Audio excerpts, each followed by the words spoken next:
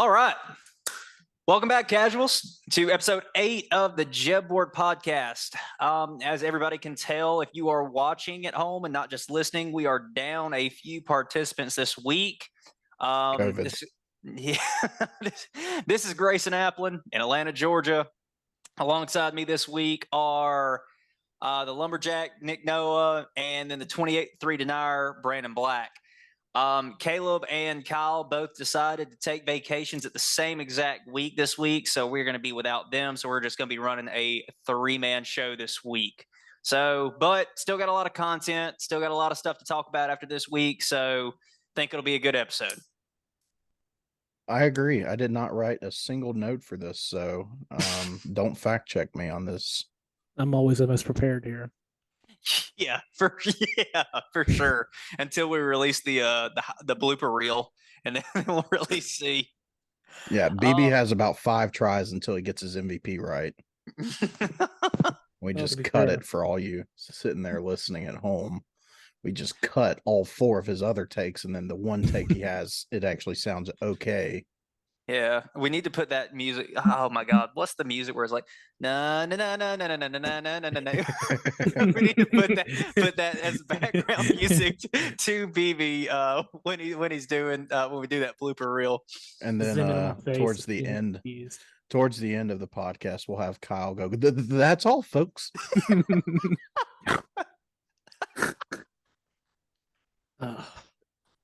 you just snort? Was that you, BB? That was me. At first, I thought it was me, but then you did it again. And I was like, okay, I didn't feel it. That's what happens when you don't make me giggle. You make me laugh. I snort. I still hate when you say giggle. A 26-year-old man should not say giggle. All right. Well, I guess we'll go ahead and get started. A little change up in the script this week. We are going to start off with highlights now, just because usually we have our highlights during the college football segment. There's a lot to talk about this week in terms of highlights and lowlights. So the first one being, especially us three that really keep up with it, UFC 294 and the fact that you had 2 fighters drop out, but somehow the card got better. Yeah, the main card, like the actual main event, got saved with Volk coming in and replacing Charles Oliveira. Yeah, absolutely. I mean, Volk, like we've talked about before, I know this isn't news to everybody here, but everybody listening. I mean, Volk used to be a rugby player and weighed 230 pounds at 5'7". So, and he's fighting at 145 in his division, but he's going to be fighting at 155. So, I mean, he's a meatball, and on he's 10 going days notice or 11 days notice. I'm honestly surprised Islam's taking this fight. I kind of should have lost. He should have lost last time. I think it was a good split decision, but I don't think it was unanimous. Well, and there's also rumors, a little like side note here. Apparently there's rumors that Makhachev's thinking about retiring after this. I read somewhere that he's thinking about calling it quits regardless of the decision after this. So wouldn't surprise me with Khabib being his partner. I mean, Khabib did it. Was Khabib like 30-0? Yeah, but he also fought like 12 fights in 13 years because he kept pulling out of fights for injuries. That's when he was dodging Tony Ferguson for 3 or 4 years when Tony Ferguson was in his prime. That's why he's not even in the consideration for GOAT, because his title defenses weren't there, because he just wouldn't have them. And so he just kind of held on to the belt for as long as he could without fighting. I mean, he would take one every now and then, but I mean, I could see Makhachev could be pretty similar. Yeah, well, and Khabib was also a really good prospect, or not prospect, but I mean, he was also like one of those highly touted guys that was always in the top 5, top 3, whatever. But whenever it got to a point where he was going to face someone that was also in the top 5, top 3, he'd pull out because of an injury, whatever that injury was. So, and the other fight getting saved. Yeah. Khamzat Chimaev versus Kamaru Usman now. Well, Chimaev, he's what, 12-0? Yeah, he's 12-0. Mhm. He has never been taken down in a UFC fight yet. So Right. nobody's been able to do it. And meanwhile, you have Usman, who has the best takedown defense in the UFC at 93% with a minimum of 20 takedown attempts against him. So I mean, you're going to see a lot of wrestling with this. And I think that favors Usman. What now? So I think that favors Usman because the past two fights, what's his name? Leonard? Who was the Leon Leon Edwards, yeah. Leonard Edwards. Leonard Edwards sent him to the Shadow Realm. Yeah. Well, I'm not gonna lie. I was kind of excited to see Paulo Costa versus Chimaev. I was really excited to see that because I feel like that would just be a meme fight for the ages, honestly. But no, like I said, I think it got better, and they're saying that Usman's like gonna come in pretty heavy, like he's gonna come in pretty bulked up. Because I saw a picture where he was nose to nose with Jan Blachowicz, and Usman looks big. His little brother's like 265 pounds. Yes, yeah, his little brother. Yeah, his younger brother. Yeah, he looks like Francis Ngannou incarnate. Yeah, he played football. Yeah, instead of was he mining for diamonds and he's in the salt mines in Cameroon. There you go. Yeah. Yeah. No, I don't think so. But yeah, his brother is massive. Our second highlight is in the college football realm, Michael Penix Jr., who really had his Heisman party this week. He's had a decent season so far, but dude put on a really good showing against Oregon this past week. And obviously we'll talk about that game a little bit later, but yeah, Penix had a great showing against Oregon, especially with that game-winning drive. Yep. Yeah, I mean, Oregon's defense isn't a slouch either. I mean, granted, they stopped Shadur. I think Shadur had maybe 200 yards passing and scored 7 or 3. No, they just got a field goal out of it, didn't they? I think you're right. Regardless, whatever it was, again, I didn't do my stats this week, but regardless of what it was, I mean, it was a blowout and they completely stifled Colorado's red hot offense. And then, Michael Penix comes in and all of a sudden just torches it up. He had 300 yards and 4 touchdowns and then threw an interception, but still, I mean, and plus he had a 60% completion ratio. So, or percentage. And so, I mean, it's pretty impressive to do against a, pretty stout defense in Oregon. Yeah. I know a lot of people were saying that, Oregon had, a top 5, top 3 defense in the nation.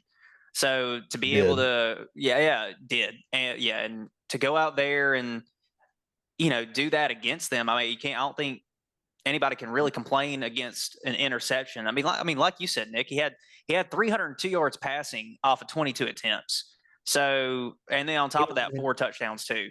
Like all those passes were right on the money too. Oh yeah. Like right in the breadbasket. I want to say something real quick about him too. I love the fact that so many people are comparing him to Tua, but just for the reason that he's left-handed. Like they just see another left-handed quarterback. Oh my God, he looks just like Tua. It's Tua. It's Tua. Right. It's like, no, I mean, you may write left-handed, you may throw the ball left-handed, but the motion's completely different. Everything's different. But so if you're one of those people that compares Penix to Tua, you're an idiot. Well, and then finally, our third highlight is Believeland. Cleveland getting the dub yesterday with a backup quarterback in PJ Walker, who was in the was he in the XFL or was he in the what was the he was in the XFL. Yeah, he was in the XFL, and I'm gonna tell you, man, PJ Walker was not scared to throw the ball. It seemed like every time in that game, when I was watching, he was throwing fade balls left and right. Like he was not scared to sling the ball, which I was pretty impressed with. But I mean, the most impressive thing is they got a win over who we called a juggernaut San Francisco 49ers. Yeah. Yeah. I mean, Cleveland's a low-key sneaky team. Really good defense. Mhm. Great defense. I mean, they kept the ball on the ground. Again, I know this is going to be an overused term, but dirty, nasty division in the AFC North. They great defense, and they had about 150, 160 rushing yards that game. Didn't have to use superstar Jerome Ford either. Well, you say that, but Jerome Ford had 84 yards rushing. Yeah, but it was on Kyle's bench, so I didn't really care. Yeah, that's fair. He had 9.1 points, but I mean, Kareem Hunt actually got some playing time, got some touches, got 47 yards rushing. He scored a touchdown, didn't he? He also scored a touchdown, I think. Mm-hmm.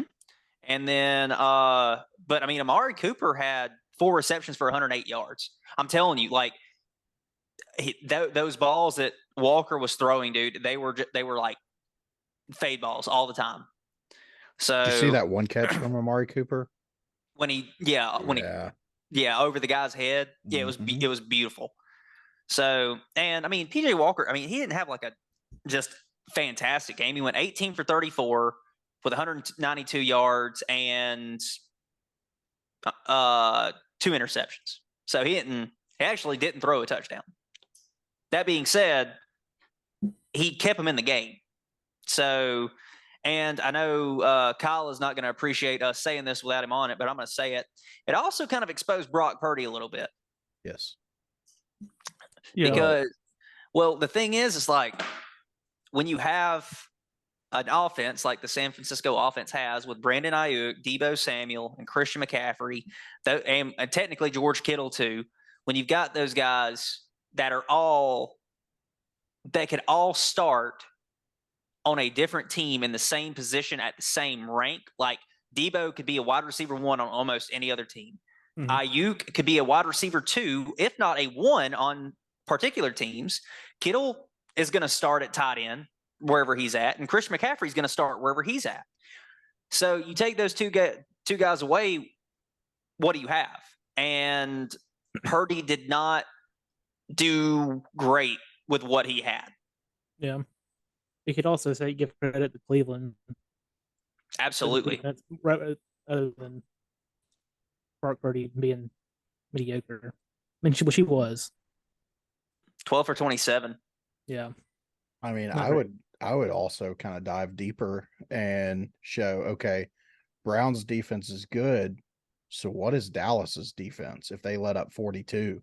Yeah. You know, I mean, yes, Christian McCaffrey is still, available, and so is Deebo, but still, I mean, the protection that Brock Purdy had was not there with, Myles Garrett and whoever else is on. I think it's I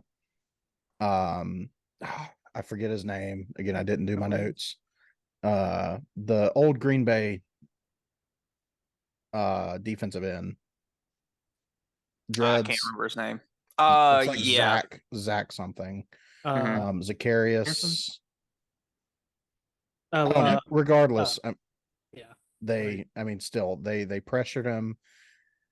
Trent Williams, he let up some sacks even. So it kind of just goes to show, my point being is that Dallas's defense just kind of shows even more of a liability with the injuries versus, you see the Browns defense. It's like, okay, Browns defense are legitimate. Yeah. Well, and with Dallas too, I really do think that they are a matchup nightmare in terms of if they feel like they have a good matchup or if they match up well against a team, then they'll do okay. I mean, like literally, if you look on their fantasy stats, which I know isn't like a great way to measure, but if you do look at their fantasy stats, they are so hot and cold. I mean, they scored 35 points one week. The next week they had like 16. The week 3 when they played the Cardinals, they had like -2. The next week they were back up to like 18, and then this past week they had like or not this past week because they're playing right now, but last week they had, I think, like -6. You know who the Dallas defense reminds me of? Or I would just say Dallas in general, who they remind me of? Who? Dallas the last 10 years. It I blame their is a defensive carbon coordinator, Dan copy. Quinn. Yeah. So Yeah, I the don't know, Cowboys. Arthur Smith. Yeah. Ooh. They're also well, let's not go there. Let's go back to the Cowboys. Yeah. Their defensive coordinator gave up a 23 lead in the second half of the Super Bowl. Dan Quinn was the coach of the Falcons. Yeah, I know. I just wanted to see where you're Grayson's looking going at me with like it. I have 4 heads. Oh, that's the Cowboys defense coordinator now? Yeah. Oh, Ever since, Jesus. That's why it's funny. Yeah. Oh, I didn't even know that. Oh my God. I was like, Terrible. When did he get hired last year? no, like whenever he got fired. Oh, So that was So, like like, 2017, I think. No, like it's like 3 years. It's Oh, like a okay. full season. Okay. Well, I guess that'll get us into our low lights, and a pretty big low light. We were talking about it yesterday during our content meeting, but obviously it's gotten worse since then. The Brock Bowers injury, which they said he sprained his ankle and, was going to be out for a couple weeks. And then the news broke this morning that he is actually going to have potentially season-ending surgery on a high ankle sprain. So that is bad. Like, not only is that bad because Brock Bowers is one of the best players in college football and without a doubt a top 10 draft pick. I mean, potentially top 5 depending on who needs a tight end. Mhm. But I mean, it's bad for Georgia too. Yeah. Yeah. y'all, y'all look at Yeah, Georgia the yeah, same without Brock yeah. Bowers? No. I mean, I don't know because do you think that the game? Like, do you think the Tennessee game's losable now without Brock Bowers? I'd say Florida has a good chance of beating them. I'd say Missouri has a good chance of beating them. These aren't just guaranteed wins for Georgia anymore. Yeah. Florida, I mean, we'll talk about it a little bit later. I don't know how I missed it, but or not this week, but next week, Florida plays Georgia at the Swamp at night. I mean, that's a big one. Anymore? Huh? Well, he's not playing in Jacksonville anymore. It's Florida, at Georgia. Swamp. Is it at the Swamp? Oh, I thought they always played that neutral spot. Hold on. Let's take a look real quick. What week is that, Nick? Not this week, but the next? Yeah, next week.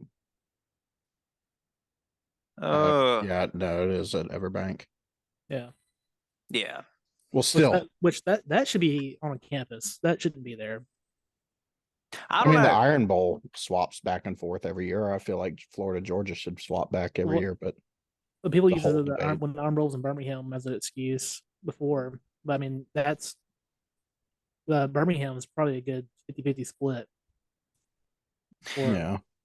Well, it's also, I don't know how long it is from Gainesville to Jacksonville, but it's not as close as you think. I think it's a pretty neutral site because Jacksonville's only like 30 minutes away from the state line. So yeah, but I just feel like we're getting robbed not having like what we thought was going to happen. Georgia in the Swamp at night, you know. Oh yeah, who knows? Yeah, but I mean, going back to Brock Bowers, man, I mean that's going to suck. And it really brings up like, did he do that for kind of like his potential draft stock this year? Let's go ahead and get healthy and get myself ready. Unless he plans on coming back for college football playoff, possible SEC championship game. That's probably what he's looking towards. Yeah. This season. Yeah, I mean, a lot's been put on his back, but Carson Beck, he has the 4th most passing yards in college football right now, which, I mean, kind of shows that he's put up the numbers to back I mean, I was shit, to be honest with you. Yeah. I didn't think he was going to be that great of quarterback, but he's came out and, I mean, he's performed. So now with your top leading receiver out, how does he step up?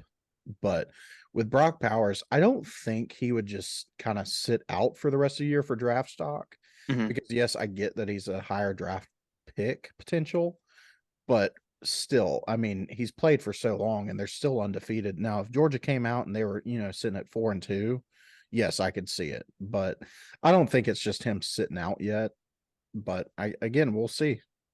Well, and I think this procedure that he's doing, this bridging procedure that he's going into into surgery for, it's like a newer thing from what I've seen in like the medical device world. It's a newer thing. Usually with a high ankle sprain, you just kind of like let it sit and let the tissue in between your tibia and your fibula heal on its own, just like a regular like ankle sprain. So I think this is not experimental. Obviously, if it's on the market, if you're seeing people do this, honestly, I think from what I read earlier, I think Tua had the same procedure done, if I'm not mistaken. So I think it's one of those things. Is like it produces better results, just because there's more stabilization there, and because it's an implant. They're basically putting two, for lack of better words, and in layman's terms, it's basically two rubber bands in your in the lower end of your tibia going through your fibula to basically cinch it back together. That way it has a little bit more rigid fixation. So I think it has better results, and he's probably look at it as like, if this does work, this is probably going to be better for my health and decrease the risk of injury later on. Our second low light is Colorado. BB's playoff hopeful team, Colorado. my sleeper team, Colorado. Yeah, you saw one game and you immediately threw them into your playoff contention, and now they're here because I'm reasonable. Yeah, well, I don't think anybody was expecting them to blow a 29-point lead to Stanford. Like I don't know what happened. I was watching a surgery. I didn't see what happened, so I can't really comment on the game too much. All I know is that they just completely lost it. Right there. Was it not all in the fourth quarter? Or was it just second half? I think it was second half. I didn't watch it because, again, I mean, it was 29-0 or 28-0, whatever it was. It was like, okay, that's over with. I'm not going to spend more time watching this game. But then, I mean, I saw things afterwards that Shedeur was sitting there posting stuff on his Instagram for his NIL stuff. Yeah, at halftime. Watches out in the stands. Yeah, like, I mean, it was a routine, just kind of blowout, and then all of a sudden, they came back and beat them. That's embarrassing. Not a great look. No. Yeah. So Stanford, they were up 29-0 at the end of the first half, and then Stanford scored 36 points in the second half to Colorado's 7. I mean, Shedeur had 400 yards. Yeah. 5 touchdowns. I mean, it's not Colorado's offense. It's the problem is the defense. Mm-hmm. That would be very true, because the quarterback for Stanford, Daniels, had 396 yards passing and 4 touchdowns. And our boy Travis Hunter got mossed on. Yeah. I would have quit football if that happened to me. At the very beginning of the season, I was a Travis Hunter fan. And then I've kind of digressed a little bit on him, because I don't know if y'all saw it with Oregon when Oregon was beating him. In the middle of that game, he had stayed home because of the injury. He was live streaming on Twitch a 2K game that he was playing in the middle of their game, was not even watching their game. Priorities. Exactly. And it's like, okay, if wasn't he wearing a giraffe costume onesie? Yeah, he was wearing his onesie. It's like, if I somehow had the opportunity to be on a D1 team, even if I'm, the backup water boy, I'm sitting on the sideline to watch. Oh yeah. I'm with my boys. We're going to war. Even if we're getting drubbed, I'm there all the way. And that's how most college players are. But he's sitting there playing, 2K, and his team is dying. I don't know. That just kind of raises suspicions, and it's like, okay, what are you there for? Well, and I know Dion is big on these kids, like on his team, like building their brand. I know that's big, but in the same token too, like you have to build your football brand, especially for these kids that could go play at the next level, like Shador Sanders and like Travis Hunter. Like they could go potentially play at the next level. But when you have things like that, they're just building their personal brand when they're on Twitch or doing whatever, and they're not building up their quote unquote football portfolio. Like you said, it raises red flags and suspicions. Like, do we really want a guy that's gonna use these or have these external factors that take them away from the focus of the game? Well, not only like, go ahead, BB. I mean, yeah, but that's the problem with NIL today. It's all about personal brand. That's how you get paid. So. True. Well, you going back talking about like, feeding in their egos, building their brand. Well, let's look 3 years down the road when his sons are gone.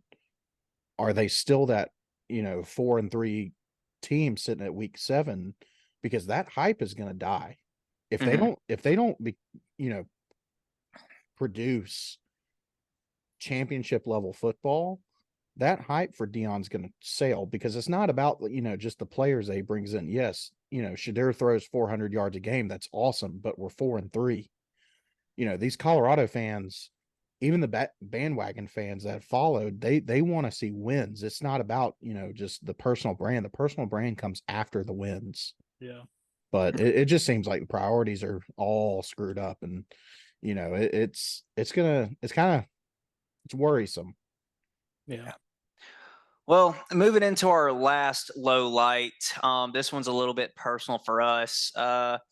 We had our first blanket loss in our picks this week. We have been doing actually pretty good in our picks in terms of not getting swept. And with Oregon dropping it to Washington this past week, we had our first blanket loss.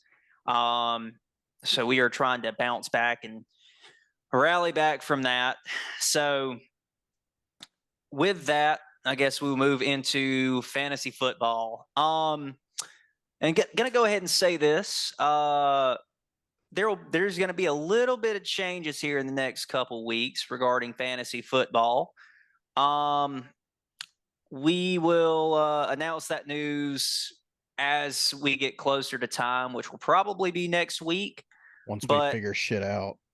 That's literally it. So, but yeah, we're gonna have a little bit of change in our setup. So everybody stay tuned for that. But this week is just like normal. I'm going to start off with our best and worst, obviously with Kyle and Caleb not here. I'll go ahead and read those off. Kyle's best was Mossert, and his worst was Michael Pittman Jr. Caleb's best was Stephon Diggs versus New England, and his worst was Tyreek Hill versus Philadelphia. That makes no sense. I guarantee you I could find another player on his roster that's going to have a worse game than Tyreek Hill. But just my 2 cents, and he can't defend himself. So, Caleb, you're an idiot. Oh no. Let me look. Slander episode. I better not ever miss a podcast episode. David Montgomery versus Baltimore. David Njoku versus David Montgomery's out, so that's a big one. Well, he's questionable for next. Oh yeah. Oh, he's officially ruled out. He's been downgraded. Yeah. Ooh. Craig Reynolds, baby. Craig Reynolds. You've also got Josh Dobbs at Seattle. Zach Ertz at Seattle. Yeah, he's got other options than Tyreek. Yeah. Well, I guess, Nick, you can start us off then with your best and worst.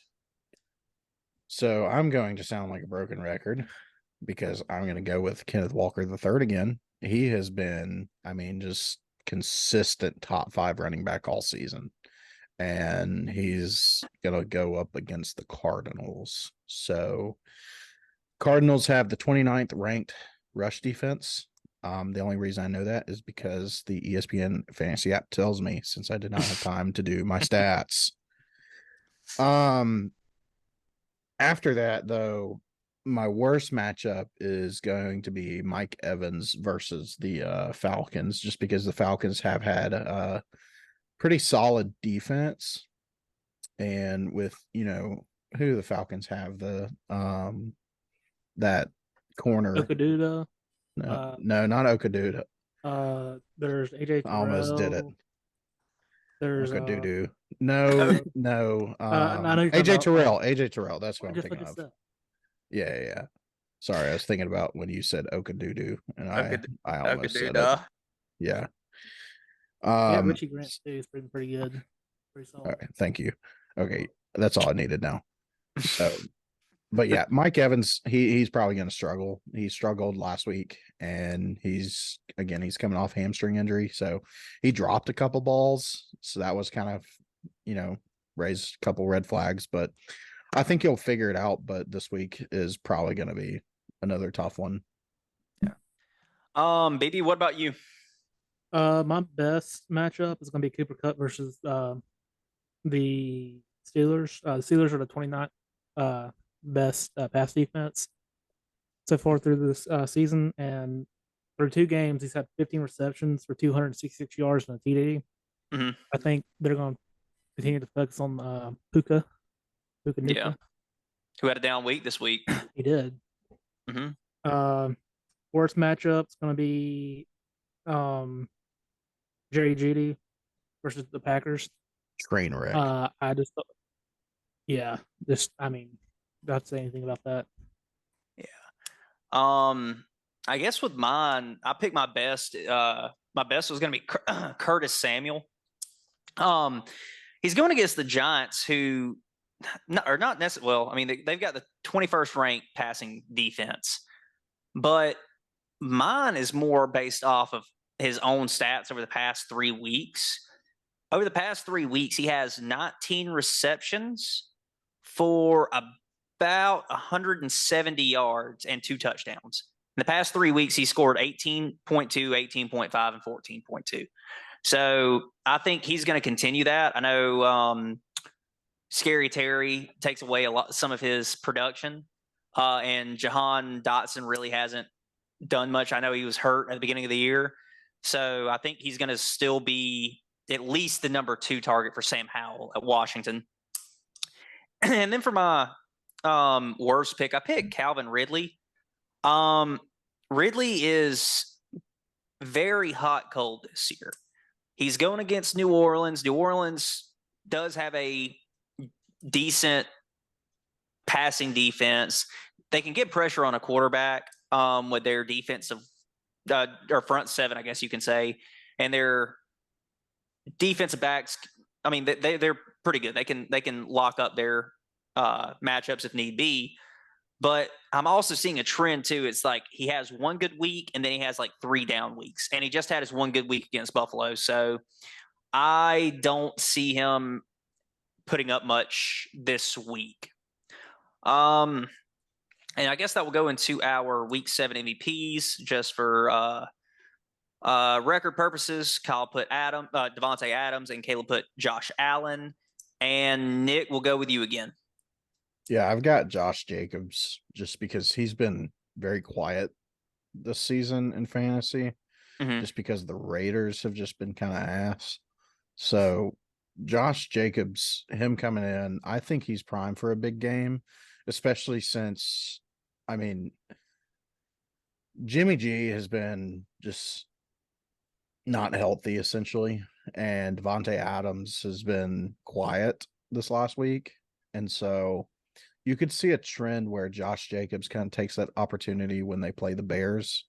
So Josh Jacobs, I could still see him having 5 to 7 catches with probably 50 to 70 yards receiving and a touchdown. And then I would say a good 70 to 80 rushing yards. So he could be primed. If he could score for them, I'd say he would have to have about 2 or 3 touchdowns. But if he gets that, then I think he's going to be the Week 7 MVP.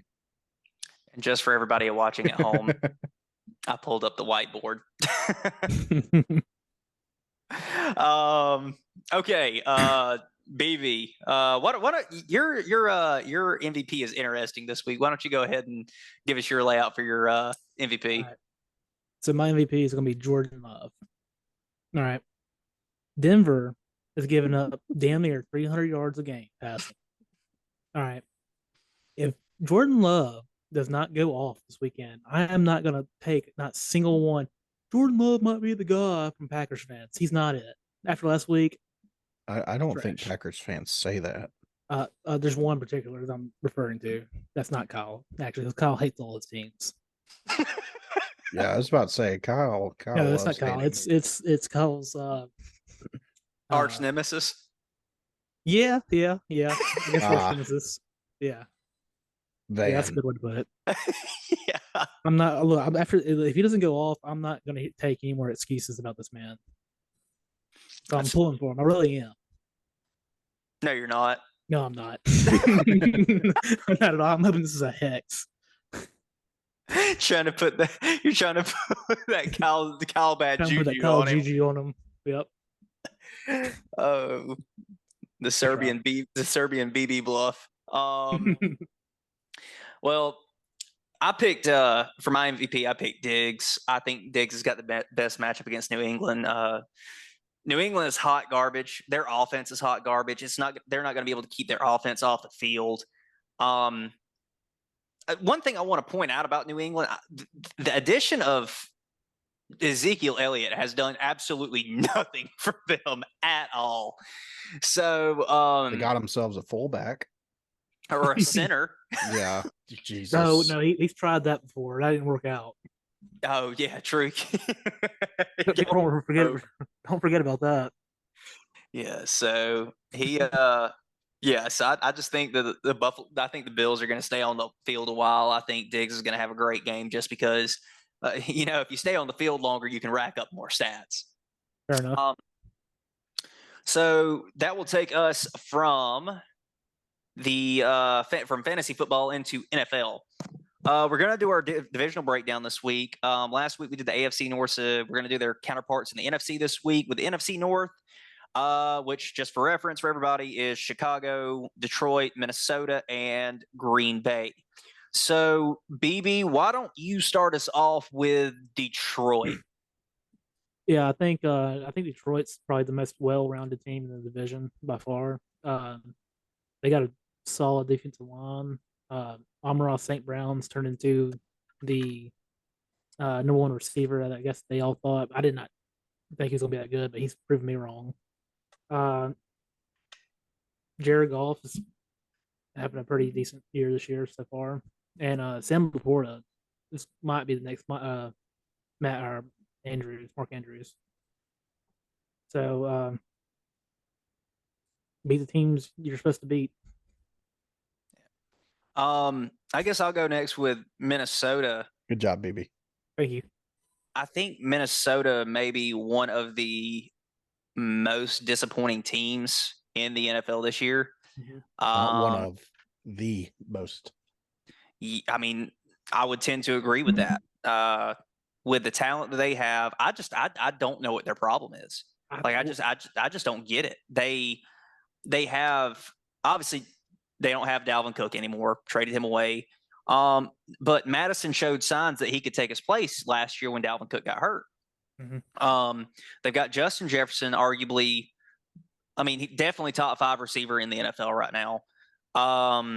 They've also got Jordan Addison, one of, if not the best rookie receiver in the NFL right now. They got KJ Osborne, who's not a terrible number 3. If that's your number 3, you should be pretty well off. TJ Hawkinson. They've got they've got probably a top 3 tight end. Offense looks great, but then they only scored 19 points against the Bears. Yeah.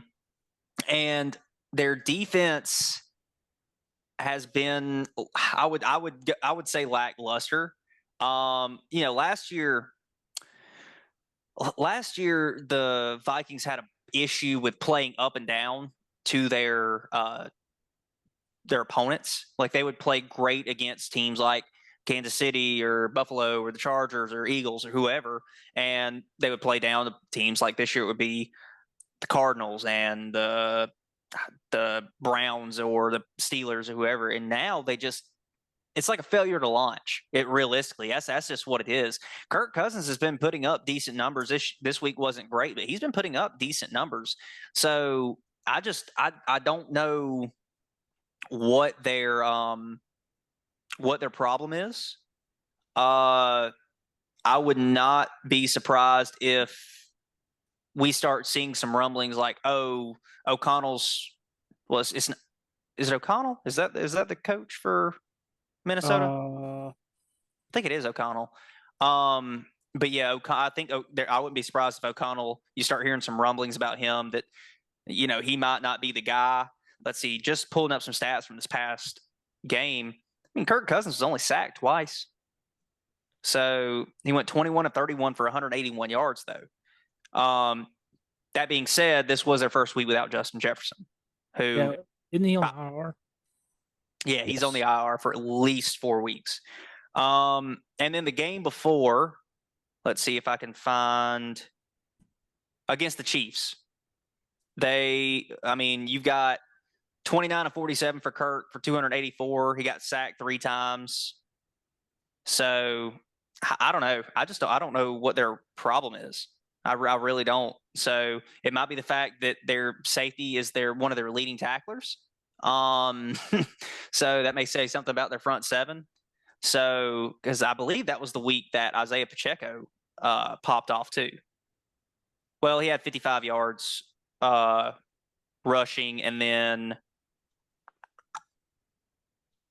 no, that must have been the week before. But yeah, so I just don't know. Like they allowed 281 yards passing that game, and they only allowed 65 yards rushing. So I don't know. They keep playing the way they're playing. They're not going to make the playoffs. Like they're not. So the only team that'll make the playoffs from that division will be the NFC North, or will be from the NFC North with Detroit. They're 1-5. I mean, yeah. So yeah, they are. So like if they keep Justin Jefferson on the IR, DC, or a scenario where Kirk Cousins gets traded to a contender. He already waived his no trade clause. Mm-hmm. That's the ultimate point I was trying to make a couple weeks ago when all hell broke loose in the group chat about Kirk Cousins, and somebody ended up talking about Brett Favre. Nick, you want to go ahead with Chicago? Yeah. So you prepped everybody with telling how bad the Vikings were to everyone. Now I'm about to hit it home. So there's a problem when Justin Fields has thrown 11 touchdowns. They have 11 passing touchdowns. They have 3 rushing touchdowns on the year. Jesus. 3. And nobody has more than 1. So they have no run game. Justin Fields is not escaping like he did last year because I guess they want to prove that he's a passer. Well, congratulations, you're 1-5. They have committed 12 turnovers, and they've only gotten Jesus. They've only gotten 5 turnovers back. So they're netting a -7 right there. Ugh. And their highest sacker is Tremaine Edmonds with 2. So there are so many just glaring spots on the Bears team that you could say why they're losing, but it's the accumulation of all of them that make them probably, hell, I would say they're worse than the Panthers, who are winless. Because, I mean, as crazy as it sounds, and I know BB's going to appreciate this, the Panthers points for, they have the most points for in the NFC South. But they're 0-6. Wait, really?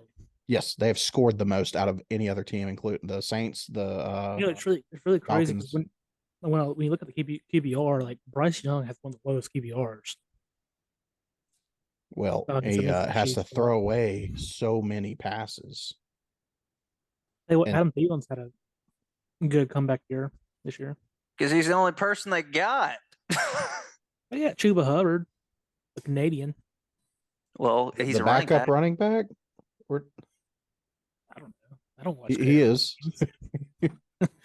I enjoy my life.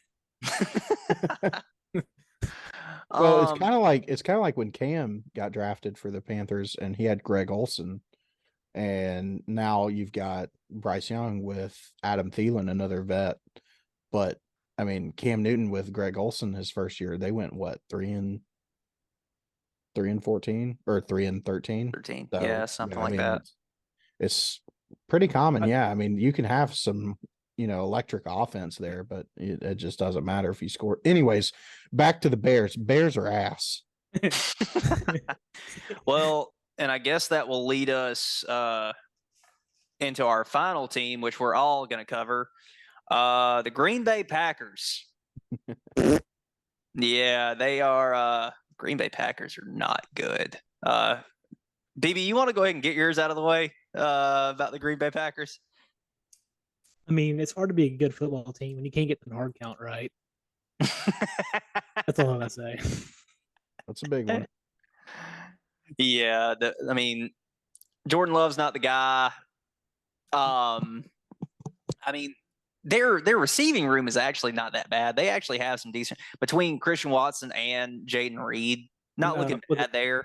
Romeo Dubes. Yeah, Romeo Dubes. Luke Musgrave. Yeah. So they're actually not terrible. But their running back room has sustained injuries. I've got the stats pulled up right here. Bakhtiari's out for another season. God, that's terrible. So just looking at stats here, Jordan Love has a completion percentage of 55.6, averaging 6.7 yards a pass. 8 touchdowns with 6 interceptions, and then 10 sacks on the year. Like I said, the running back room is they have 408 rushing yards for the season out of how many games so far? 5, 6. Is AJ Dillon hurt? No, he's not hurt anymore. Like I just feel like AJ Dillon isn't. I don't think hurt. I don't think AJ Dillon ever was hurt. I think it was just Aaron Jones. Yeah, Aaron Jones was hurt. That's what it was. Yeah, Aaron Jones. AJ Dillon's played all 5 games. What's his stats like? 64 carries for 194 yards and averaging 3 yards a carry and 1 touchdown. He averages 38.8 yards a game. I just feel like he's too like built to be only averaging 3.7 yards a game. Like that's a pro. Like or AJ Dillon's a prototypical running back, power back. He won't built was. Well, and then on top of that too, like total yards per game, they're at 302 total yards a game. They got 216 passing yards a game, and then about 81, 82 rushing yards a game. Well, part of that's because they're down all the time, so that's throw the ball. With the Packers, I feel like you just have to look at their fans, because if I'm Jordan Love and I look out into the crowd and I see Kyle or I see Van, that's not a person I want to go win a football game for. Well, those are two different personalities right there. Exactly, but you could very well see them both at a Packers game. Kyle's flipping you off, and Van's kind of on the field to hug you. I guess Kyle's digging in a trash can looking for a half can of dip. No. And Van is sitting there trying to sell his cards out on the side to the random viewers that have no clue what he's talking about. So yeah, if I'm Jordan Love, hell no. I don't want to win. Yeah. Van is the guy that's standing at the 50-yard line, like right closest to the field, and like every time the quarterback looks over to him, he just gives him a thumbs up, and it's just like shaking his head up and down. And then you look up to the upper deck seats, and you can see Kyle climbing over the barrier, getting ready to jump off. That's the 2 different fans that you have there. Yep. Oh man, we love our viewers.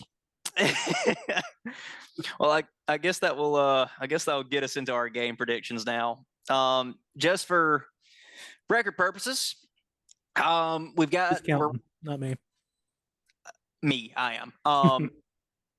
Right now, our last game of last week is on right now, the Cowboys and the Chargers. So everything's a little bit skewed. But so far, BB is at 13 and 16.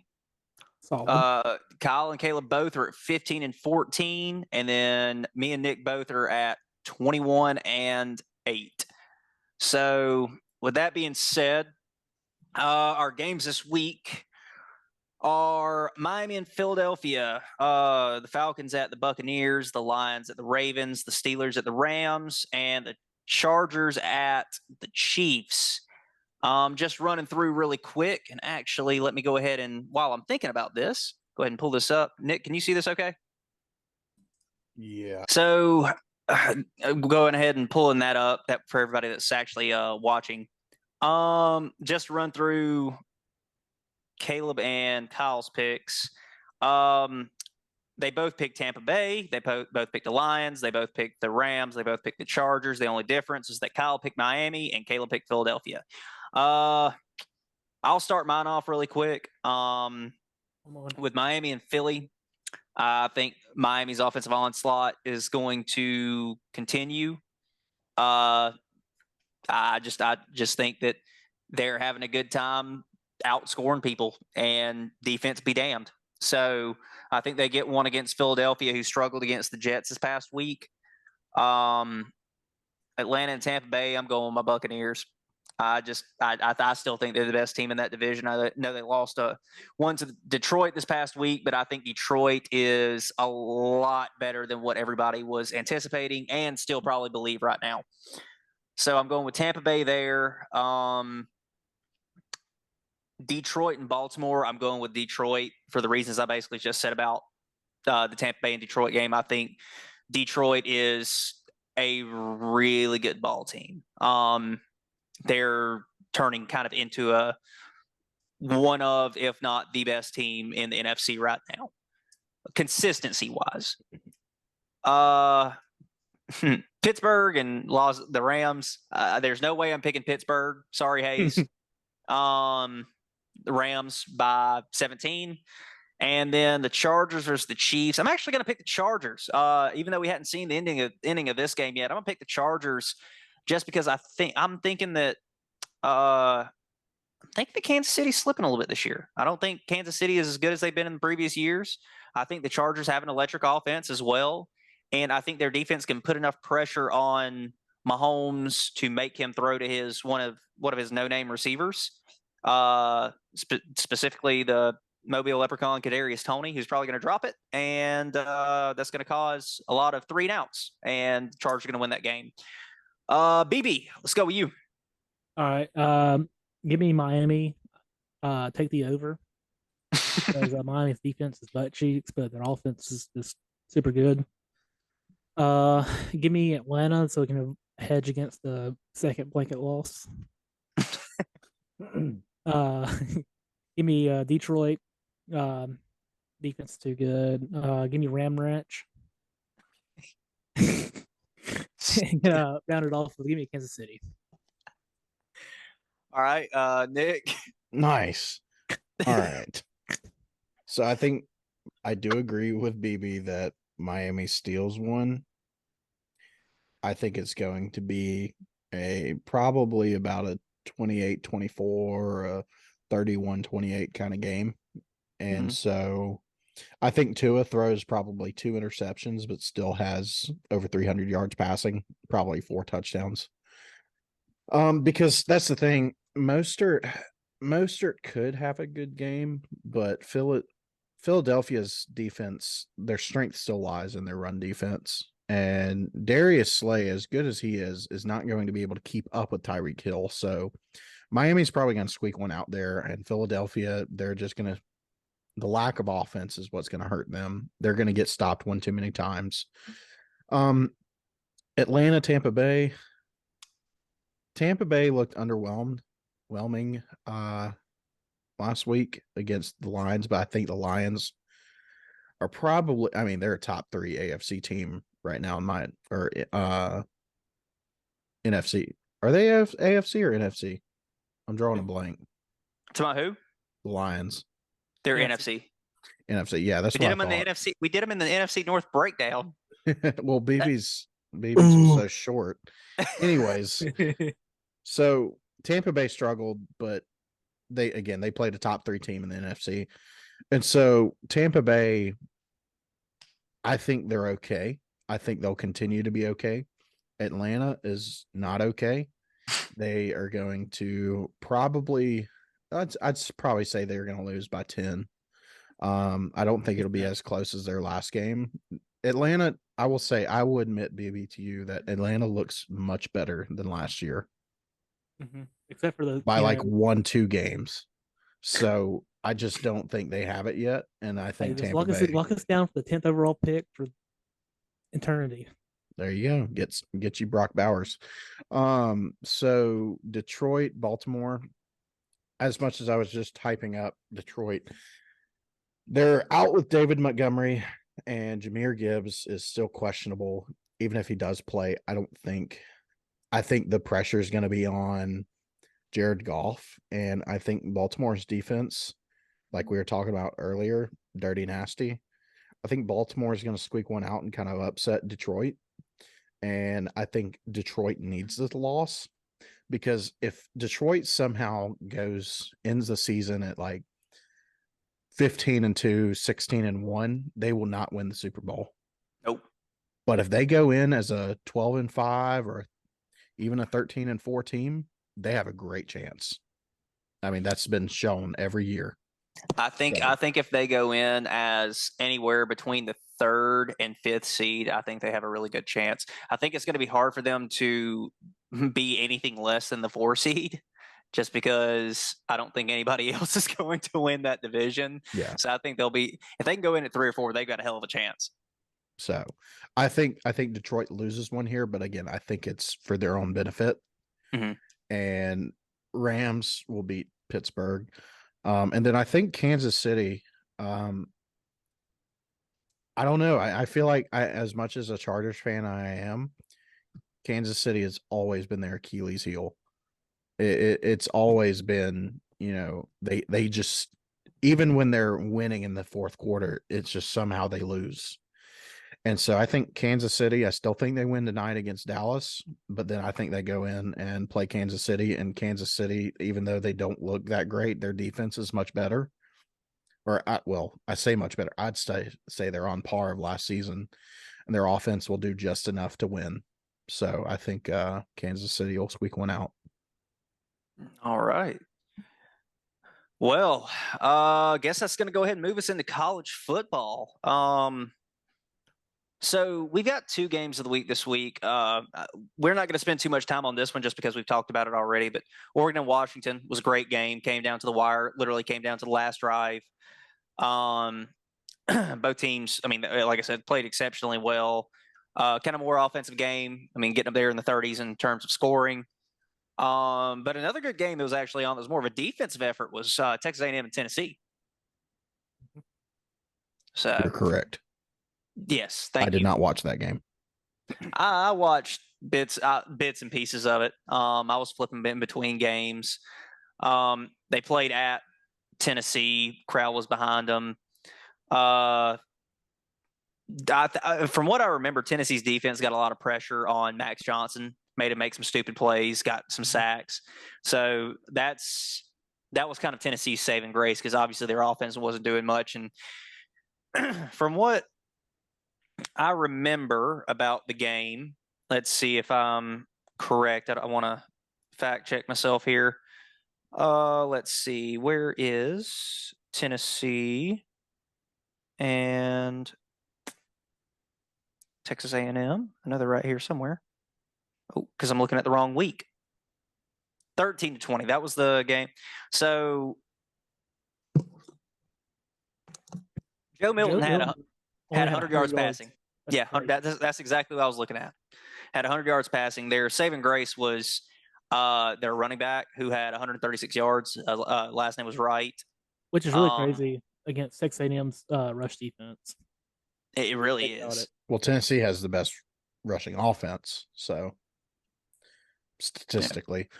But I've got a hot take. Okay.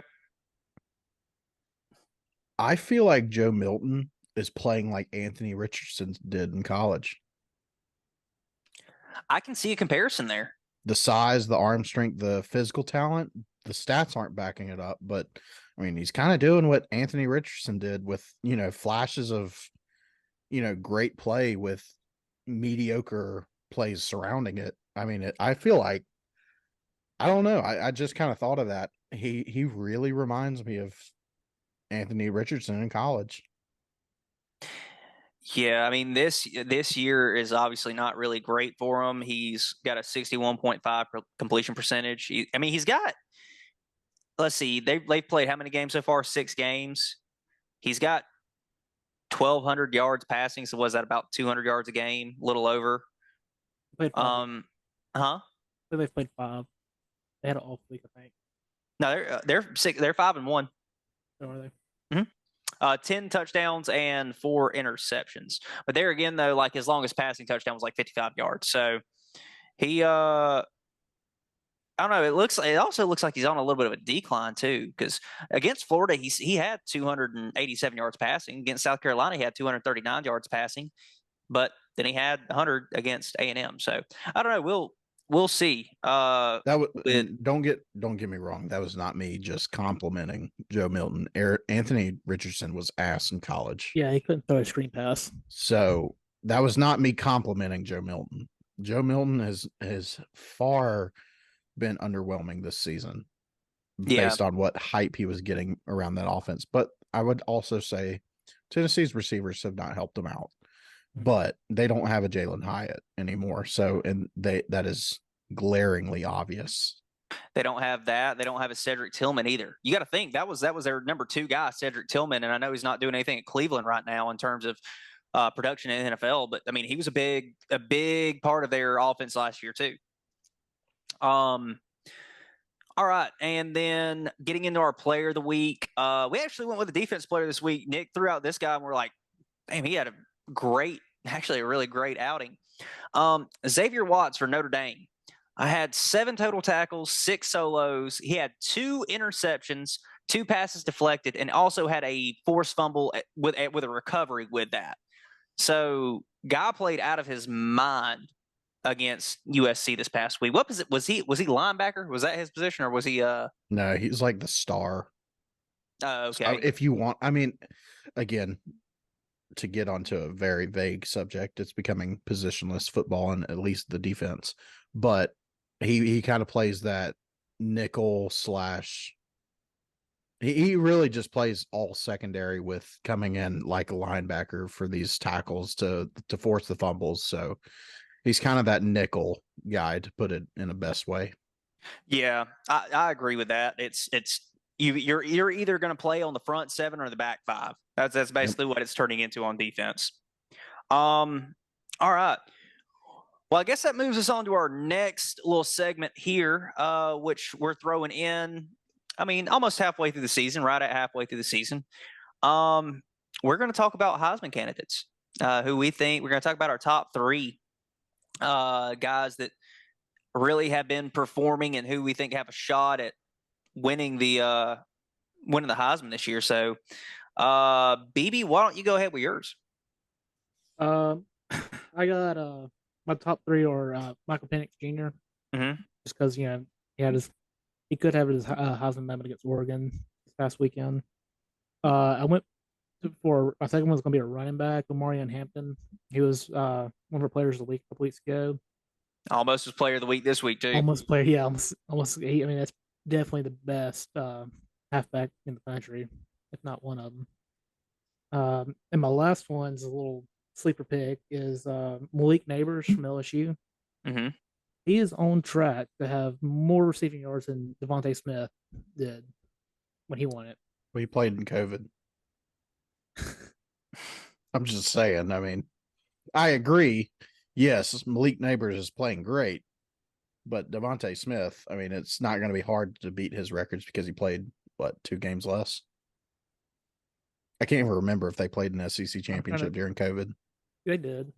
Then, yeah, it'd just be 2 games less because they only played 10 games. I did. No. I I think they did play 10 games. We have to go back and look at it. Because But they didn't play any he's- non-conference, but I think they added 2 non-conference I'm pretty sure games. they added. I remember Bama playing Missouri.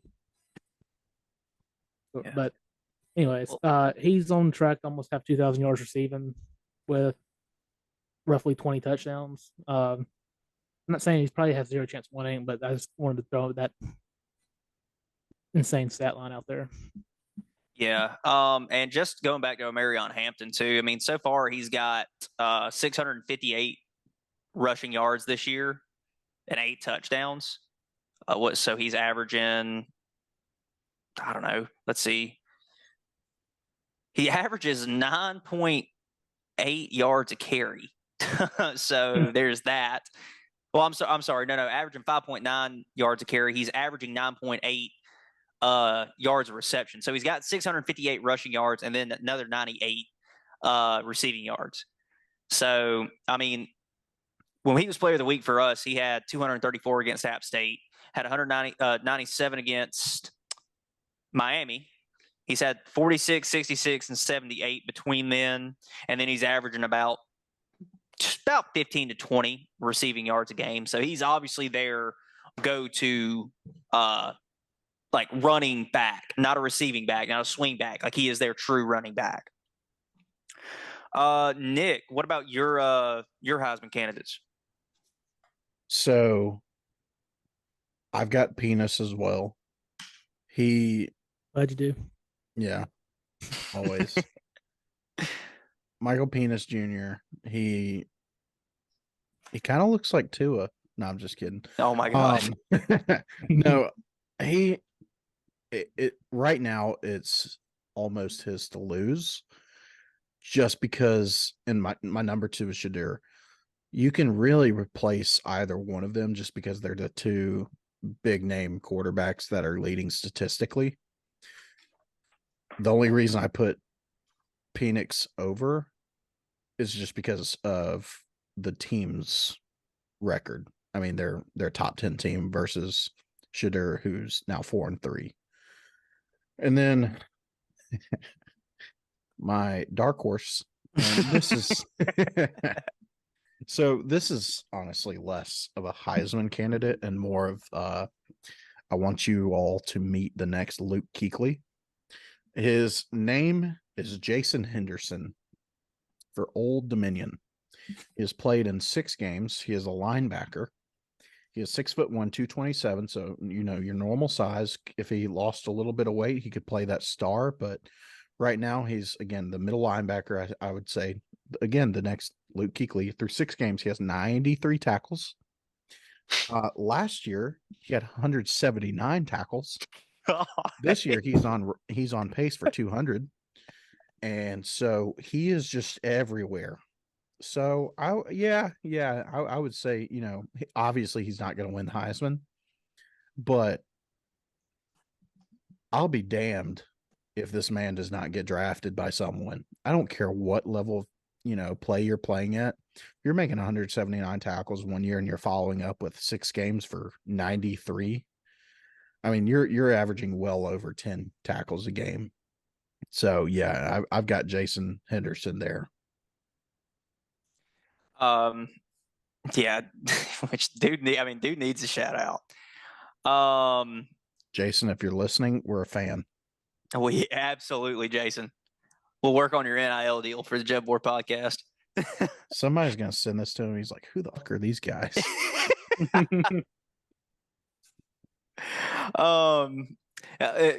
They're now in the Sun Belt, correct? Go Jags. Yes. Dude, if they ever play South, I'm going to that game, and we all need to buy like Jason Henderson the jerseys. Yeah, yeah. Yes, we need to buy those. Wear South fanboy stuff. Fanboy over absolutely. I guess my Heisman candidates. I've got Penix up top too. Not going to beat around the bush with him too much. You guys said what I wanted to say. I think he's getting where he's about to be a lot for it if he can continue his play. My number 2 was Drake May. Drake May is leading a 6-0 North Carolina team right now to arguably one of the best ACC teams. they continue to win. They're near about a lock for the college football playoff. So I know his stats have kind of fluctuated a little bit because, as we have talked about with Omarion Hampton, they can be run heavy. But against Miami, he had 273 yards passing and 4 touchdowns. I mean, the guy can play ball. Hold on right quick. I'm going to pull up his statistics. Comes from a family of athletes too. Oh, yeah. That go to North Carolina. Yeah. His brother is Luke May, correct? Yeah. Power forward for the football team. So Drake May's the runt. Yeah, exactly. And he's 146 for 212, so he's got about a 69 nice completion percentage. 1,900 yards so far, 12 touchdowns, 4 interceptions. I mean, in his games, like he only threw for 208 against App State, but then he went 414 against Minnesota, 296 against Pitt, 442 against Syracuse, and then 273 against Miami. And then he's also adding in some rushing yards here and there. He's got about 150 for the season. So that's why I've got Drake May, because he really is the leader of that North Carolina offense and North Carolina team. And then finally, I've got my number 3. I feel like he really shouldn't have went without being said on this segment. Jaden Daniels, quarterback for LSU. He is the quarterback for potentially one of the hottest offenses in college football, period. Best offense in the SEC is just their defense is so abysmal. But you look, the guy has almost 2,300 passing yards through 6 games. He has got 22 interceptions, or 22 touchdowns, touchdowns with 3 interceptions. So he's lighting it up right now. And he's also, on top of that, adding in an average of about 80 yards rushing a game. Like in the past 3 games, he's had over 90 yards rushing in the past 3 games. So that's why I've got to throw Jaden Daniels on there. Like, honestly, if LSU had any other defense other than what their current defense now, if they had any other SEC defense, they'd probably be undefeated. So absolutely. He showing the progression that he's made from last year to this year is he's just not taking off and running. He's sitting there. That's why Malik Neighbors is having such a good year. And I mean, his passing game, and I think I've said this, I don't want to beat a dead horse. Shout out to you, Caleb. But from the beginning at Arizona State, dude has always been a gunslinger. And now, still now to this day, he has improved so much where, again, I think he has actually developed draft stock where somebody's going to take him. So, because I would argue last year, he was maybe a 6th, 7th round pick. Right now, he's probably trending up to, I'd say, a 4th or 5th round. Because teams take that, Kyle. Teams take a quarterback after the 3rd round because they're not idiots. Would you say, if he goes Mr. Irrelevant, would you compare him to Brock Purdy?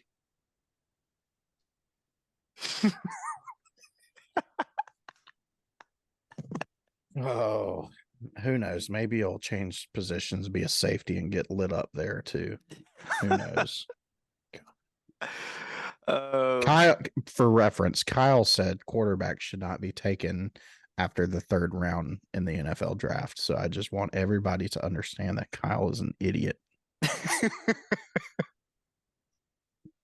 Slander episode. All right. Well, that will move us into our picks. Nick, can you see this? Yes. Beautiful. I can now. Beautiful. All right.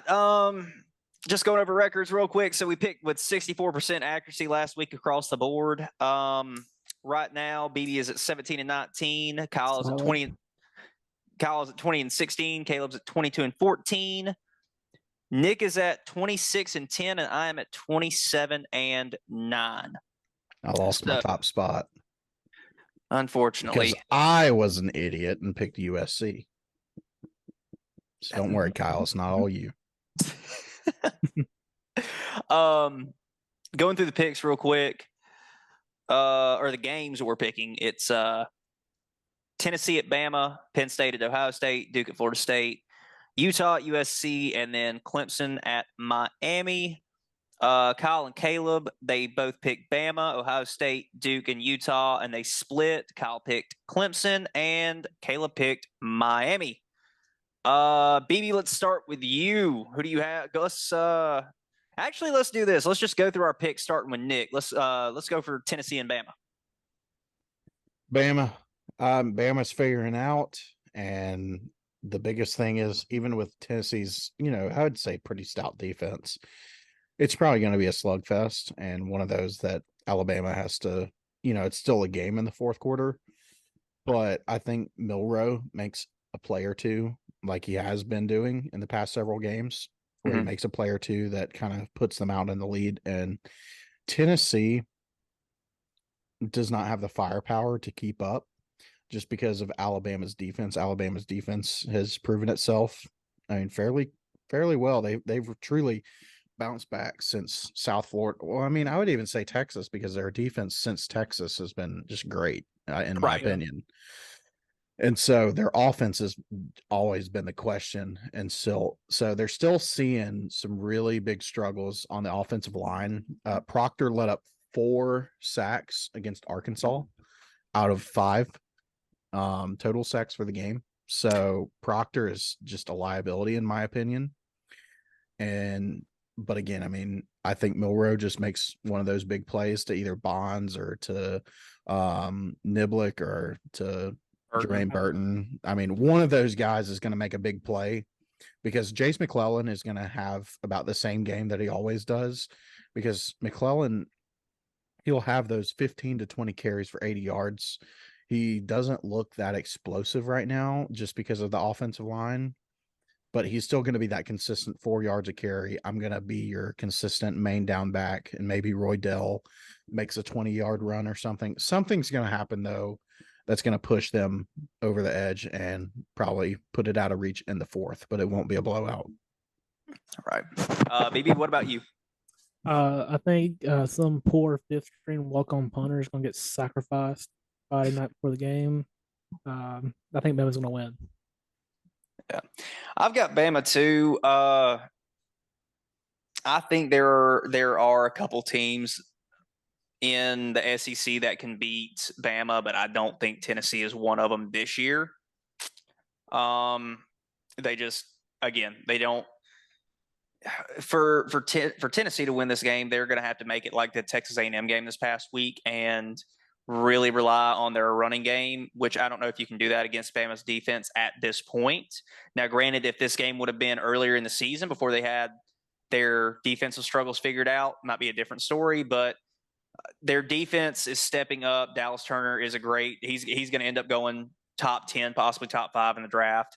So I think that Bama's going to come away with it, just because Tennessee's not going to be able to establish their offense. Moving on to Ohio State and Penn State. Nick, who you got for this? So I would say Ohio State is very similar to Alabama, but they just didn't play Texas. They've kind of found themselves. Kyle McCord has really settled in as quarterback 1, and he's really getting Marvin Harrison the ball now, and they've kind of clicked on offense, and their defense is just too stout. Penn State, I like Penn State a lot just because of their defense, but I still don't think that they have, the Penn State does not have the offense to keep up. And so their offense has been the part that's, I can't say lackluster just because they haven't played quality teams, but they haven't shown like, oh, they could really, like how Oklahoma did when we picked against Texas. Oklahoma had the firepower shown by those smaller teams, whereas the other teams that Penn State has played, they really haven't, just shown that explosion. So I would say Ohio State probably wins it, especially since it's at Ohio State in the morning. And yes, I Oh, can see the whiteboard. BB. Give me Ohio State. I think with that game being at Ohio State, home field advantage is going to rock. And for everything Nick said, I agree. Yeah. So I'm actually going to pick Penn State on this. I think this will actually be a really good game. For some reason, something is telling me that this game is going to be similar to Texas, Oklahoma. I think this is going to be a chaotic game. I think it's going to start off just like off the charts, like an interception or a fumble recovery or like a muff punt, like there in the first 10 minutes of the first quarter. And it just starts off really chaotic. But I think Penn State is going to mitigate the issues more. Obviously, this is going to be the best team that Ohio State has played so far. So, and they are finding their stride, just like Bama. But I think Penn State is more of an obstacle for Ohio State at this point, and I don't think they're going to overcome. I think Penn State. I think if it's any year for, well, I'm going to take that back. I was about to say if it was any year for Penn State to win the Big Ten this year, it would be this year. But then they also have Michigan, and Michigan's playing really good too. So, but I think Penn State runs away with this game though. Our next pick is Duke and Florida State. We all picked Florida State. I'll do what we always do here.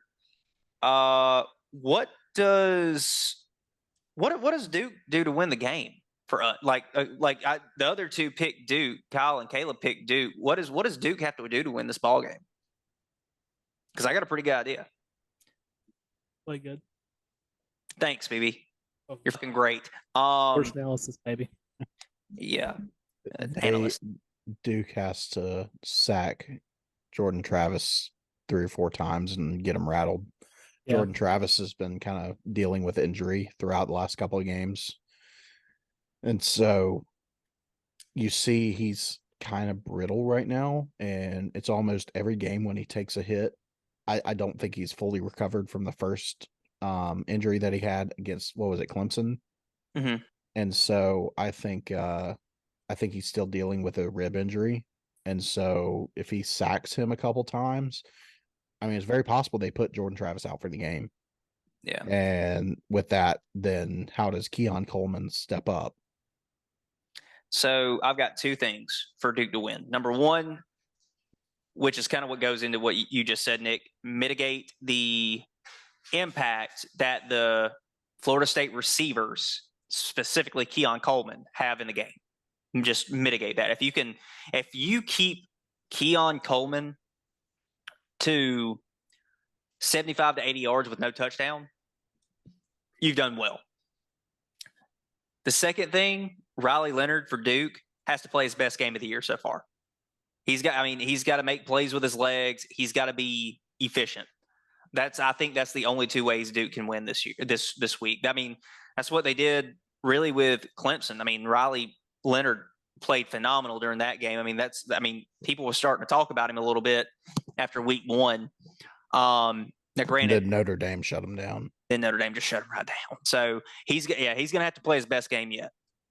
With our next pick, it's Utah and USC. Same concept here. So I'll rephrase the question. Why do you guys think that, because I'm right here in the boat with you, why do you guys think that USC is going to beat Utah? Pace. They will outpace Utah, and USC has too much offense, and they just got, kind of embarrassed and humbled a lot by Notre Dame. And Utah is not Notre Dame. Yeah. Utah is currently being exposed a little bit, and if Cam Rising comes back, who knows? But yeah, no, Utah has just really fallen off. And so I see I don't see many ways that Utah can somehow win. Yeah, I agree. Like, God, if Cam Rising plays, it's a different ball game, I think. But it's just been pushed off and pushed off and pushed off. And if they are for some reason holding him, they're idiots. They should have played him 2 weeks ago, or at least when Pac-12 play started. So, but USC is going to be in the same boat that Notre Dame was a couple weeks ago, with trying to get back in the college football playoff until Notre Dame got mollywopped by Louisville. Mm-hmm. And so hopefully, for the sake of my record, that doesn't happen again. But I think Caleb Williams is going to try to reestablish himself as a Heisman frontrunner. I think. I know he's got a lot of hype to live up to in terms of draft prospect, in terms of Heisman candidate, in terms of this, that, and the other. So I think he's going to do that this week, make a decent name for himself, again, reestablish himself, and get the win over Utah. And then finally, we have the ACC matchup of Clemson and Miami. Nick, why don't you go ahead with your pick? I would honestly say this is kind of a coin flip. The biggest thing that I've got Clemson winning. Clemson has shown that they're still trying. Yeah. Like they got the early loss to Duke, really exposed Clemson, because I was big on Clemson at the very beginning because of their defense, because I thought Klubnik was going to be the answer over Ungule, and now they have the tough loss to Florida State in overtime that they should have won if their walk-on kicker could have hit the game winner. But then they come out 2 weeks later and they beat Syracuse and Wake Forest. And, yes, it's Syracuse and Wake Forest, but they still came out and they didn't just quit. Miami is on a 2-game losing streak. They lost to North Carolina last week. I mean, it was a 10-point win for North Carolina, but North Carolina kind of controlled that game, especially to the second half. And it just kind of seemed like Miami was going through the motions. And so I think the Georgia Tech loss really hit Miami hard. And now that they're 4-2, I think it's like, okay, well, we're obviously not winning the ACC. We're not in contention anymore. We're not going to a playoff, obviously. So what are we playing for at this point? And I don't think Mario Cristobal's got the guys reeled in, because I feel like Miami is a very, very similar team to Colorado in the mindset that they have with the big egos, not necessarily play style or talent or whatever, but still it's Miami. They've got the turnover chain. They're cocky. That's their team. That's their brand. That's their identity. And now that they're 4-2, I think Miami's going to quit. I think they're going to just kind of quit this season. Yeah. I tend to agree with that. Miami is a team that if you don't have a reason, like what is your reason to play? And their reason to play is, to win the ACC, somehow bring back what they had back in the early 2000s, late 90s, right? Like that's what every Miami team strives to be. And I mean, obviously those are big shoes to fill, but their identity is gone. Especially after, they kind of made themselves the laughing stock of college football this past week. I don't think Miami has it there mentally. They're reeling bad. And to your point, Nick, like Clemson still is going to compete. I know a lot of Clemson fans are not happy with Dabo in terms of not utilizing NIL and this, that, and the other, and not and the transfer. God.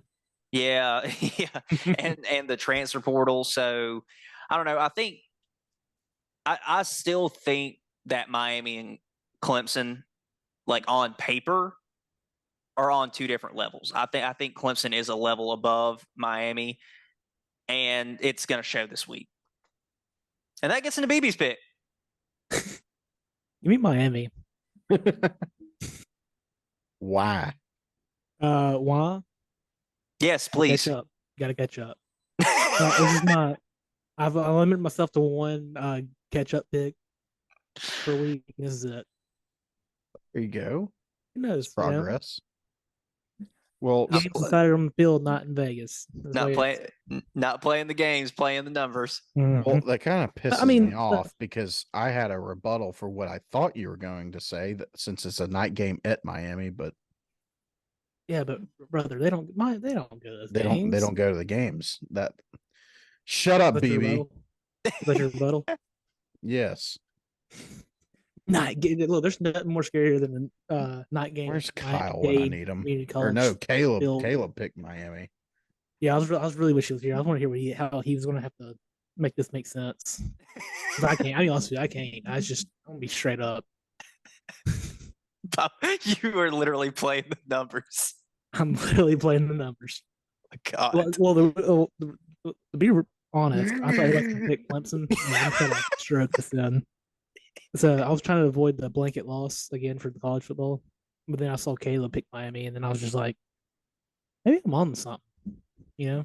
Yeah, BB's gonna come on the podcast next week if Miami wins. He's like, I told y'all, bitches. I told y'all they're gonna win. I told y'all didn't believe me. Yeah. There's reality. There's nothing more scarier than a team before that the has nothing to play podcast. for. Yeah. Except Miami, because they don't play. I mean, are they wearing those Miami night uniforms? Who knows? Again, those things are so ugly. I don't. Are those like the Miami Vice jersey? Like, are they like No, blue they're like what? they have like neon. They're like the black jerseys, but they have like the Heat like pink and yellow jerseys they have. I'm gonna have to look that up real quick. Oh, go watch them run the ball so they can knee. It's those uniforms. Yeah. Well, moving on. We're not able to have our favorite segment of the week, Kyle's out of pocket pick of the week, because Kyle is not here. He is currently he's going back to Mobile, right? By Mobile, I mean the Middle East. No. Because I've been trying to get his oop of the week, and all I've gotten some questionable geopolitical commentary. Oh. He was stuck in Tennessee for a little bit. Same thing. Well,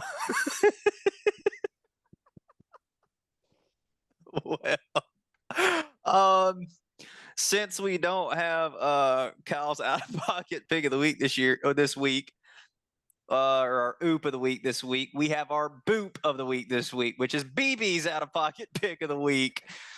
So, BB, why don't you go ahead with your boop of the week? Make it good, buddy. Let me I just had it pulled up. It was the Washington and Arizona State game. Washington's favored by 24.5. Mm-hmm. Coming after a big win, I feel like they're gonna come out lethargic, as Kyle would say. So there's your boop. That is not a bad oop, in my opinion. It's just Thank you. All right, and that goes into our upset watch, which upset watch this week is may not be much of an upset as we're thinking if we take the logistics into it, but Ole Miss and Auburn. Ole Miss, one-loss team, pretty high-powered offense against a reeling Auburn team with a non-existent offense. Can't get anything going. Quarterback situation is abysmal. Yeah, it's bad. I mean, you've got Hugh Freeze and the offense coordinator sticking with Peyton Thorne, and the guy's not the answer. All the fan base wants Robbie Ashford in there. They want to see the 2000. That's what I'm hearing this week, though. You hearing that Robbie Ashford's going to get the start? Robbie's going to probably start the rest of the season. The same way as Jalen Milroe should have been the starter for day one at Alabama. Peyton Thorne is a bad experiment. Head case. He's a head case. Well, like he's playing so much worse at Auburn than he did at Michigan State. And granted, yes, it is SEC competition, but even before, even in the first 3 games before we even reached SEC level, he was bad. And I don't know if the hype got around him because he went to a bigger school. Well, to be honest with you, whenever he transferred, I didn't see where everybody was so giddy about it, to be honest with you. I mean, You had He Keon had- Coleman. Yeah. And Well, and Jeff Walker. Well, and the thing is too is that like everybody, from what I understand, everybody at Auburn was excited that he had the ability to pass, which is something quarterbacks for Auburn, besides Jared Stidham over the past 8 years, maybe even longer, has been able to do. Well, Bo Nix. Yeah. I mean, Bo Nix is able to pass, but besides Bo Nix and Jared Stidham. Bo Nix is a West Coast offense, though. Yeah. Yeah. Yeah. The only reason that I feel like Auburn has a chance in this game, one, if we see Peyton Thorne come out for play 1 or play 2 or play 3 or play 4 or play any, it's going to be a loss. Yep. But if Robbie Ashford comes out and plays the whole game, it is a night game at Jordan-Hare, the first night game at Jordan-Hare this season. And Hugh Freeze has Auburn fans brainwashed into loving him. And because, again, every Auburn fan, including myself, I'm an Auburn fan. I did not have high expectations for this season. I get it.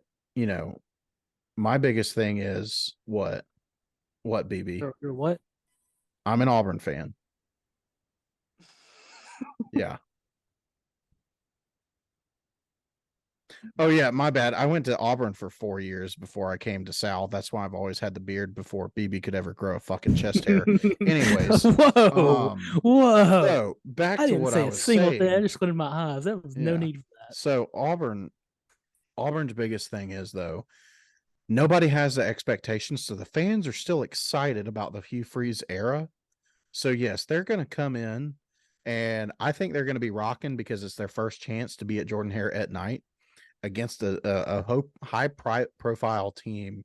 Plus, Auburn fans hate Lane Kiffin because Lane Kiffin had all of Auburn fans convinced that he was going to take the Auburn job, and then he started trolling Auburn hard afterwards. So it's going to be probably one of those chippy, like you have to break up a couple fights in that game. Auburn's got a chance if they have Robbie Ashford, just because it's at night. Absolutely. There's just some weird video going on with Jordan-Hare at night. I can't explain it. It's the sororities. It's all the Coyotes Yeah. doing their satanic rituals. Yeah. They all the sorority houses are just like, all you see them is like lighting up around like the fourth quarter when it's a tie ball game. Yeah, stay away from sorority commons then. But all right, well, that ends episode 8 of the JEB Board podcast. Yeah, everybody go make sure you like and subscribe the videos on YouTube and what's the other things? Apple Podcasts and Spotify. And make sure you follow us on Twitter and Instagram at JEBboard and at Jeb_board_podcast. God, I could not get that one. I was getting my B's and my P's mixed up like crazy. But yeah, go follow us on that. If you want to see a meme machine, go to Twitter at JEBboard. Fair.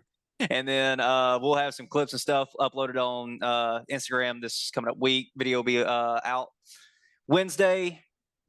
I don't know why I'm saying that, because it's at the end of our video. Videos come out every Wednesday. And then we'll have T-shirts by next episode. Yeah, and then we'll have updates on other things we have in the works by our episode next week. So, but until then, everybody, don't get hard counted.